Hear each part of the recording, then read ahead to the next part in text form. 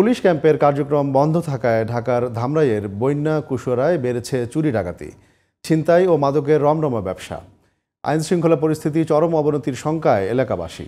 ধামরাই প্রতিনিধি আয়ুব খানের রিপোর্ট, জানাচ্ছেন জোবায়ের রহমান।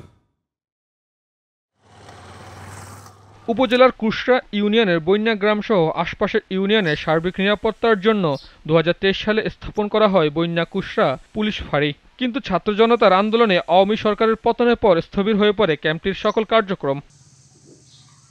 গত বছরের ৫ই আগস্টের পর থেকে পুলিশ ক্যাম্পে ঝুলছে তালা। ক্যাম্পের কার্যক্রম না থাকায় অবনতি হচ্ছে আইন শৃঙ্খলা পরিস্থিতির। এই ক্যাম্পটা বন্ধ হয়ে যাওয়াতে আমাদের খুবই ক্ষতি হচ্ছে। এলাকার জন্য সন্ত্রাস, মাদক দ্রব্যের অবাধ বেচা কেনা। এই ক্যাম্পটা বন্ধের কারণে এলাকা অনেক ক্ষয়ক্ষতি হইতেছে। বিভিন্ন ধরনের চুরি ডাকাতি, গরু ছাগল, ঘরবাড়ি আগুন, বিভিন্ন ধরনের ক্ষয়ক্ষতি হইতেছে। গ্রামবাসীরা আতঙ্কে রয়েছে, আর এখান থেকে ধামরাই থানাটা অনেক দূরে, যার কারণে যেতে অসুবিধা হচ্ছে।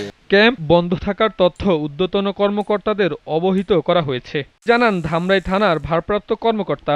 কুশরা বন্য পুলিশ ক্যাম্পের অফিসার ফোর্সদের গত ৫ই আগস্টে থানায় নিয়ে আসা হয়। উক্ত অফিসার ফোর্স ইতিমধ্যে বদলে হয়ে গেছেন। পরবর্তীতে আর এখানে কোনো এখন পর্যন্ত অফিসার ফোর্স আসেনি। এ বিষয়টি আমি আমাদের ঊর্ধ্বতন স্যারদেরকে অবগত করেছি, তারা এই বিষয়ে ব্যবস্থা নেবেন। চুরি ডাকাতি ও ছিনতাই রোধে অবিলম্বে পুলিশ ফাঁড়ি চালু করবে সরকার, এমন দাবি এলাকাবাসীর। Zobayer Rahman, GTV news.